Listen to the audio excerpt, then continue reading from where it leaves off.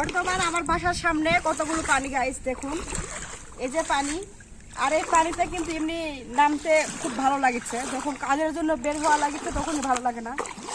তো এরকম সবসময় হাঁটু পরিমাণ পানি, পা ধুয়ে ধুয়ে বিছানা তুটা, আবার বিছানা থেকে নেমে পা ধোয়া। একটা দিকে উপকার হয়েছে, কারেন্টের বিল একটু কম আসছে, কারণ সব জায়গায় পানি, মোটরের অত চাহিদা নাই। এই যে ফাঁকা জায়গাতে নামে অনেক আনন্দ করা যাচ্ছে এই আর কি। তো এই যে আমার বাসার সামনে দেখুন বর্তমানের অবস্থা এরকম। জানি না এই পানিবন্দি কতদিন থাকতে হবে। আমার বাসার সামনের যা ভিউ, ভিডিও ছাড়লেই ফর ইউ।